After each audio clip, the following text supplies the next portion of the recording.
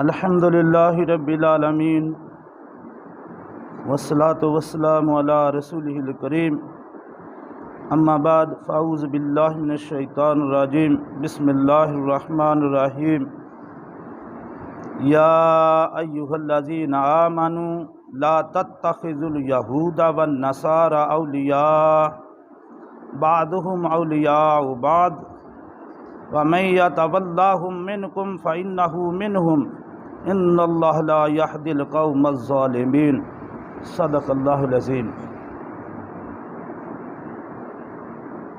فجاء محمد سراج منیرا فصلوا علیہ کثیرا کثیرا۔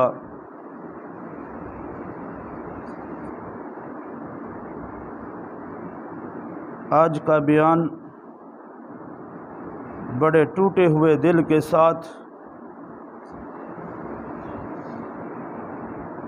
ایک اپیل ہے، ایک درخواست ہے سارے مسلمانوں سے۔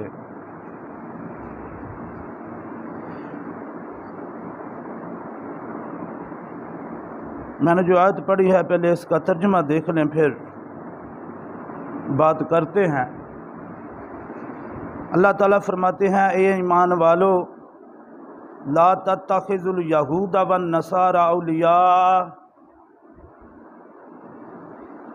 اے ایمان والو یہودیوں اور عیسائیوں کو اپنا دوست مت بناؤ۔ بعضهم اولیاء بعض، ان میں سے بعض کے دوست ہیں، یعنی یہ ایک دوسرے کے دوست ہیں، تمہارے دوست نہیں بن سکتے۔ وَمَن يَتَوَلَّهُم مِّنكُمْ، اور جو کوئی تم میں سے انہیں دوست بنائے گا وہ بھی ان میں سے شمار ہوگا، مسلمان نہیں، یہودیوں میں سے یا عیسائیوں میں سے شمار ہوگا۔ فَإِنَّهُ مِنْهُمْ وَمَن يَتَوَلَّهُم مِّنكُمْ فَإِنَّهُ مِنْهُمْ إِنَّ اللَّهَ لَا يَهْدِي الْقَوْمَ الظَّالِمِينَ، اور بے شک اللہ ظالم قوموں کو ہدایت نہیں دیتے۔ یہ یہود و نصارہ بھی ظالم، جو ان کے ساتھ ملے وہ بھی ظالم، اور اللہ ایسوں کو ہدایت نہیں دیتے۔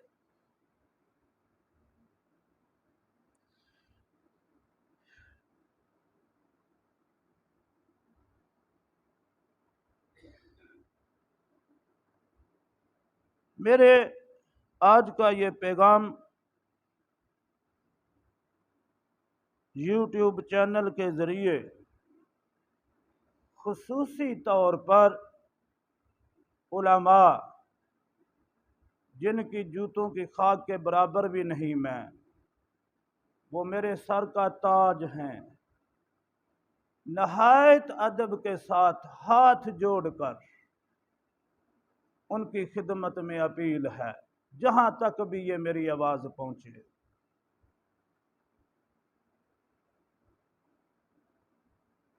علماء سے، مشائخ کرام سے اور مسلمان دانشوروں سے خصوصی طور پر ان سے میری اپیل ہے، ان سے میری درخواست ہے کہ ان حالات کی تصویر جو ہے یہ عوام کے سامنے رکھیں،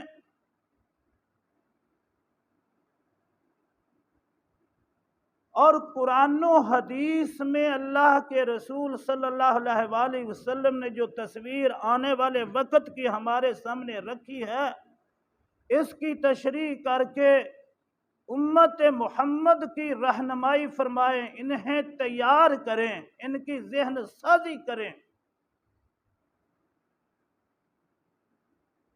اور میری عام مسلمانوں سے بھی یہ اپیل ہے، درخواست ہے کہ خدا را حالات کو سمجھیں،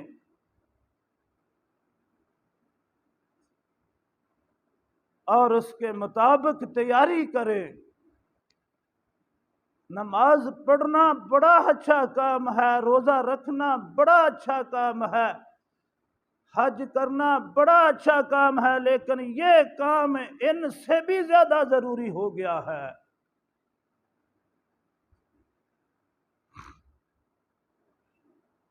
یہودیوں نے، یہ بڑی پرانی داستان ہے، اور میں یہ آواز پچھلے غالباً 20-25 سال سے لگا رہا ہوں، اپنی استعداد کے مطابق۔ کچھ علماء اکرام بھی یہ آواز لگا رہے ہیں، لیکن میں یہ چاہتا ہوں کہ سب علماء، یہ سب مشائخ اکرام اور سب دانشور اس چیز کو بیان کریں، لوگوں کی ذہن سازی کے لیے، اس امت کو کی تربیت کے لیے، اس امت کو آن والے حالات سے نبرد آزما ہونے کے لیے تیار کریں۔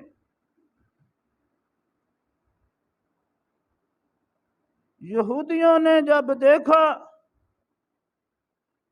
پہلے تو انڈیا میں، ادھر ہندوستان میں انہوں نے مسلمانوں کی حکومت گرائی، انہیں پتا تھا کہ جب یہاں سے لوگ اٹھیں گے جو ہمیں خلافت عثمانیہ کا خاتمہ نہیں کرنے دیں گے، پوری دنیا میں سے اور کسی علاقے سے نہیں اٹھ سکتے، پہلے انہوں نے یہاں حکومت گرائی، یہاں حکومت پر قبضہ کیا، پھر خلافت عثمانیہ کو انہوں نے خلیفہ عبد الحمید کو خریدنے کی کوشش کی، لیکن اس غیرت مند خلیفہ نے سودا نہیں کیا بیت المقدس کا، فلسطین کے مسلمانوں کا، انکار کر دیا اور کہا جب تک میں زندہ ہوں تم بیت المقدس کی طرف جا بھی نہیں سکتے، میلی آنکھ سے نہیں دیکھ سکتے۔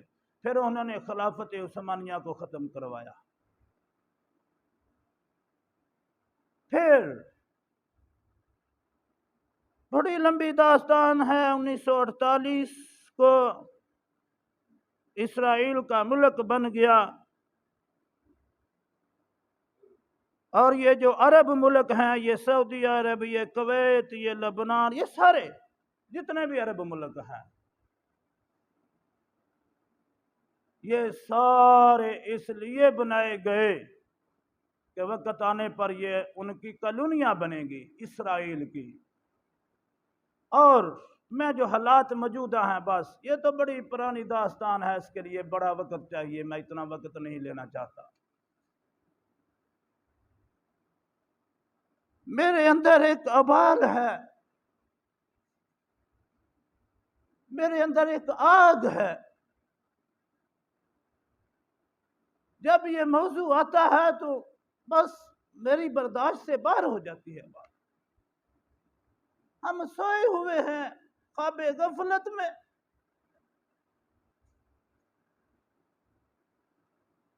انہوں نے، یہودیوں نے عرب ملکوں کو کیسے کنٹرول کیا ہے، اور اب یہ جو ہمارے سعودی حکومت ہے، محمد بن سلمان، اسے محمد تو کہنا بھی میں گناہ سمجھتا ہوں، جو سلمان کا بیٹا ہے، ابن سلمان، یہ یہودیوں کا ایجنٹ ہے۔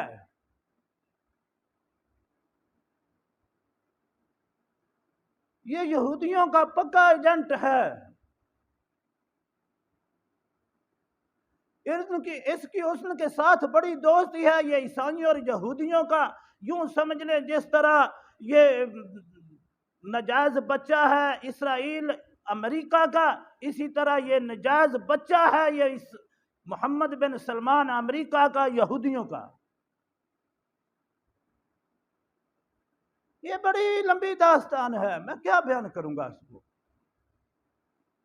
اس کا پورا نقشہ میرے سامنے ہے، حالات میرے سامنے ہیں، تصویر میرے سامنے ہے۔ پورے حالات کی جو اس نے کیا، جو کر رہا ہے، 60,000 علماء اہل دین کو اور ان لوگوں کو انہوں نے جیلوں میں ڈال دیا، قتل کر دیا، شہید کروا دیا جو حق کی آواز بلند کرنے والے تھے، اور آج بھی علماء جیلوں میں سڑ رہے ہیں، گل رہے ہیں۔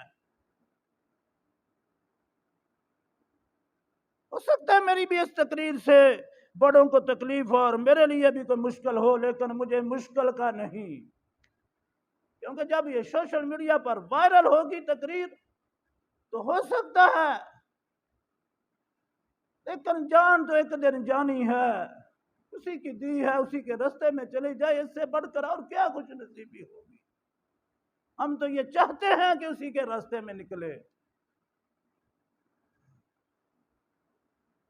تو یہ صدر ٹرمپ، پچھلا صدر جو امریکہ کا تھا، جب آیا تھا، اس کی بیٹی بھی آئی تھی، اس کا جوائی بھی آیا تھا، اس کی بیوی بھی آئی تھی، ان کے ساتھ ڈانس کر رہا تھا، اور سارا تماشا اس نے جو نیوم شہر بنایا ہے الریاض میں، اور نیوم شہر، یہ نیوم شہر کہاں بنا ہے یہ بھی سن لو، بات آ گئی ہے تو، جہاں قوم لوط کو عذاب آیا تھا، یہ اس علاقے میں تعمیر ہو رہا ہے۔ یہ کیسا شہر ہے جس میں ہر طرح کی برائی، بے حیائی، زنا، فحاشی، ننگی عورتیں اور سارا کچھ گناہ ہوگا، گناہ ہی گناہ ہوگا، اور قانون میں انہوں نے پہلے ہی پاس کر دیا ہے کہ یہاں کسی اسلامی قانون کا اطلاق نہیں ہوگا۔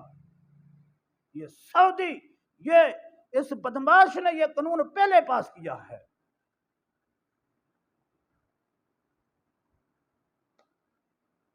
اس کے ساتھ، اس کی لڑکی کے ساتھ یہ ناچتا رہا، یہ گاتا رہا، یہ پتہ نہیں کیا کیا تماشا، بس وہ بیان ہی نہیں، یہ مسجد میں کیا بیان کرنا ہے۔ پھر اس نے، صدر ٹرمپ نے، اس نے غالباً اربوں ڈالر اسے دیے بطور نذرانہ، بطور جزیہ، میں تو جزیہ ہی کہوں گا۔ پھر وہ صدر ٹرمپ ادھر سے تل ابیب گیا اور ادھر جا کے نتنیاہو سے کہنے لگا، دیکھو سعودیہ کو میں نے بس زیر کر لیا ہے، تم فکر نہ کرو، تم اپنے کام جاری رکھو۔ پھر وہاں سے وہ ویٹیکن سٹی گیا جہاں وہ عیسائیوں کا پوپ ہے، پھر اس نے اس کو جا کے کہا، یہ ساری پلاننگ، کیا مسلمان علماء اس سے پردہ نہیں اٹھائیں گے؟ کیا مصالحت سے ہی زندگی گزاریں گے؟ یہ پلاننگ ساری تیار ہوئی، اور جو نقشہ، جو تصویر آج میرے تمہارے سامنے بن گئی ہے۔ پھر یہ کئی دفعہ یہ اسرائیل گیا ہے، تل ابیب گیا ہے، یہودیوں کے ساتھ اس کے رابطے ہیں، عیسائیوں کا ویسے ہی یہ نجائز بچہ کا میں نے تو کہا ہے، اور اس میں کوئی شک نہیں ہے۔ اب جو سینیریو سامنے تصویر بن گئی ہے وہ کیا ہے؟ سعودیہ سے اس نے اسلامی قوانین کا خاتمہ شروع کیا ہوا ہے، حتیٰ کہ مدینہ منورہ جیسے شہر میں اس نے سینما اور فحاشی کے اڈے کھول دیے ہیں۔ وہ میرے نبی کا شہر جو حرم حدود ہے وہاں، اور ایک بات اور جو 2-3 سال سے اس نے اپنی سیکیورٹی پہلے تو اسرائیلیوں اور یہودیوں کے حوالے، ان کی کمپنی ایک ہے اس کے حوالے کی ہوئی ہے، لیکن پچھلے 2 سال سے میری اطلاعات کے مطابق خانہ کعبہ اور مدینہ منورہ کی یعنی حرمین شریفین کی سیکیورٹی بھی یہودیوں کی اس کمپنی کو دے دی گئی ہے۔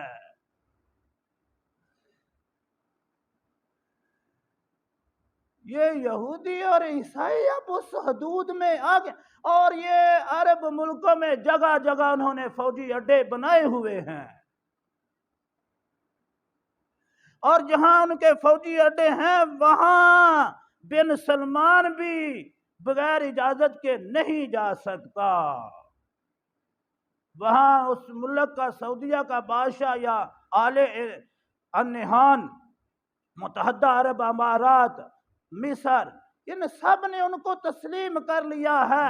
اور اب بات تو یہ ہے کہ میں تو بات بار بار کرتا رہا بیت المقدس کی، اب یہودی اور عیسائی جو ہیں وہ تو خانہ کعبہ اور مدینہ منورہ پر قبضہ کرنا چاہ رہے ہیں۔ ہم پڑھتے رہے نمازیں، ہم نہ جاگے کیا کریں گی نمازیں ہماری؟ اصل نماز تو یہ ہے، یہ بھی نماز ہے، یہ بھی فرض ہے، اسے بھی ادا کرنا ہے۔ کیا بتاؤں میں اس تصویر کا ایک، اب وہ یہ سارا، اور میرے نبی صلی اللہ علیہ وسلم نے فرمایا تھا کہ یہ یہاں تک آئیں گے، اور فرمایا یہ اس کے مدینے کی حدود کے اندر تو نہیں آئیں گے لیکن یہاں کے دروازے تک پہنچ جائیں گے۔ اور جس کی طرف آپ صلی اللہ علیہ وسلم نے اشارہ فرمایا تھا، اس پہاڑی کے اوپر، یہ مدینہ منورہ سے چند میل کے فاصلے پر پہاڑی ہے، وہاں شاہ فہد نے محل تعمیر کرایا، یہ 1970 اور 80 کی دہائی کے درمیان۔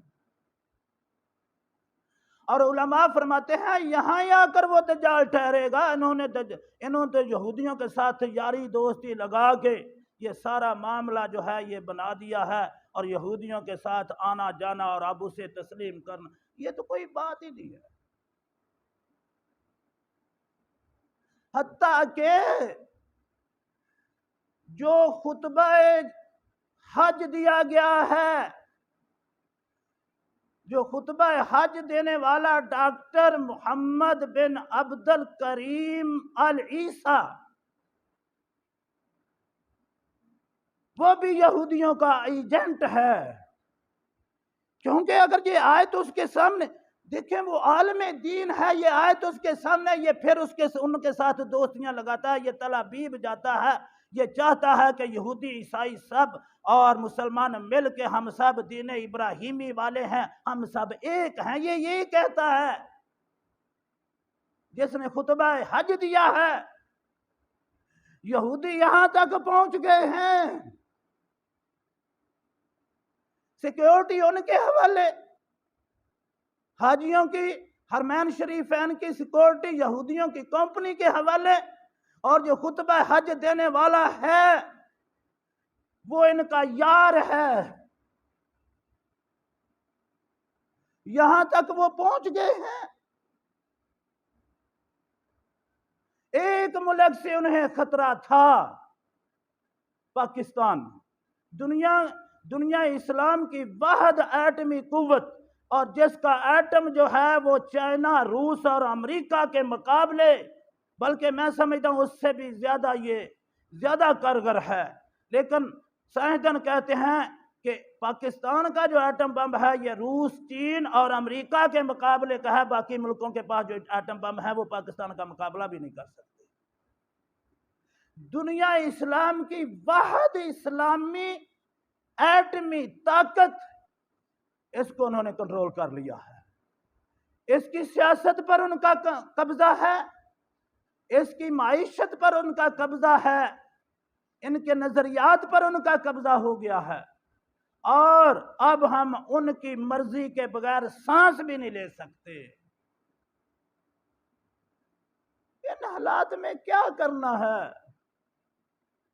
یہ عید تو آئی ہے،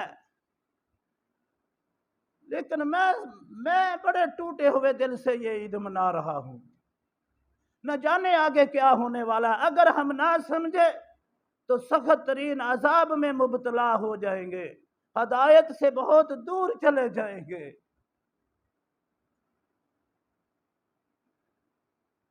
اب وہ یہ چاہتے ہیں کہ پاکستان کو معاشی بدحالی کا شکار کر کے اس کو ختم کیا جائے۔ اور میں آپ کو ایک اور خبر دے دوں، آ گئی ہے ذہن میں، 72 ملین ہمارا دفاعی بجٹ کم کرنے کا مطالبہ IMF نے کر دیا ہے۔ 72 ملین ارب۔ جب دفاعی بجٹ کم ہوگا، دفاع کے لیے پیسے نہیں ہوں گے، وہ ہمارے دفاع کو کمزور کرنا چاہتا ہے۔ اور ہم اس کا شکار ہوتے جا رہے ہیں۔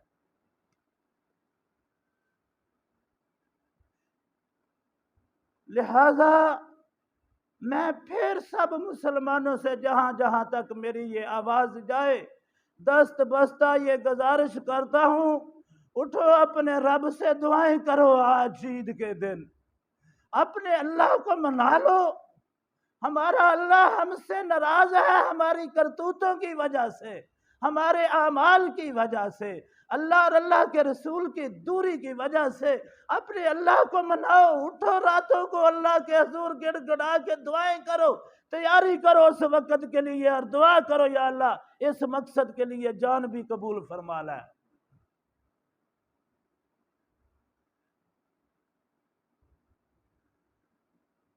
یہ وہ باتیں ہیں جو منبر سے بیان بہت کم ہو رہی ہیں، بہت تھوڑے علماء بیان کر رہے ہیں۔ پچھلے کچھ سالوں سے میں سن رہا ہوں ڈاکٹر اسرار مرحوم، ان کی میں تقریر جب دیکھتا ہوں تو ان میں وہ چیز نظر آتی ہے، خلافت ختم ہو گئی، کسی نے خلافت کا نام لیا، سارے جمہوریت کی پوجا کر رہے ہیں، جمہوریت کوئی خدا بنا لیا ہے۔ وہ ہمارا نظام حکومت خلافت ہے، خلافت کی بات کرو منبر و محراب سے۔ یہاں سے لوگ اٹھے تھے جنہوں نے خلافت کے لیے اپنی جان کی قربانیاں دی تھی، آج یہاں خلافت کا نام لینا بھی جرم ہے، یہ آئین کے خلاف ہے، کیونکہ آئین ہمارا جمہوریت پسند ہے، وہ جمہوریت کی پوجا کر رہا ہے ہمارا آئین، اور ہم نے اسے مقدس گائے بنا کے اپنے سینے سے لگایا ہوا ہے آئین کے اس کتاب کو، اور اللہ کے آئین کو، قرآن کو ہم نے دور پھینک دیا ہے۔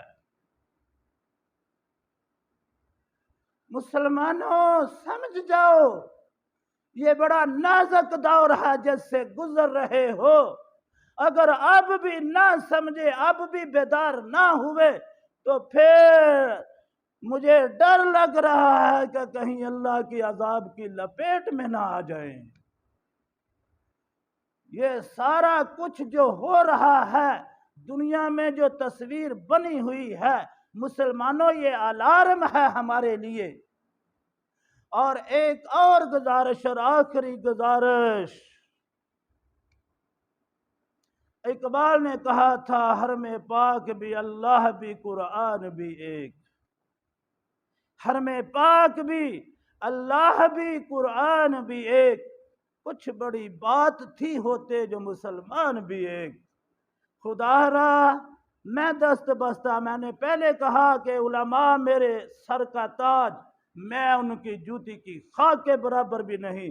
خدا کے لیے اب مسلمانوں میں تقسیم پیدا کرنی چھوڑ دو، جو تقسیم پیدا کر رہے ہیں ان میں اتحاد پیدا فرماؤ، محبت کی باتیں کرو مسلمانوں کے درمیان، نفرتیں مٹانے کی باتیں کرو۔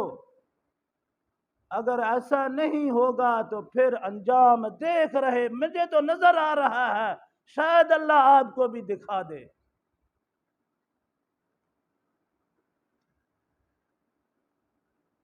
یہ آج کا کوئی بیان نہیں ہے،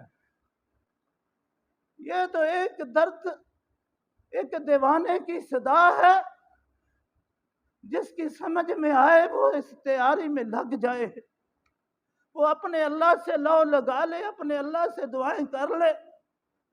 تو آپ کے سامنے میں اپنی گزارشات رکھنے کا مقصد یہ ہے کہ آج اللہ کے حضور اللہ سے دعائیں کریں کہ یا اللہ یہ قربانی ہم تیرے لیے کر رہے ہیں، اگر دین کی سربلندی کے لیے میری قربانی کی بھی ضرورت ہے تو میں بھی حاضر ہوں، میں بھی تیار ہوں اپنا مال جان سارا کچھ تیرے راستے میں لٹانے کے لیے۔ ان صلاتی و نسکی و محیای و مماتی للہ رب العالمین۔ صدق اللہ العظیم۔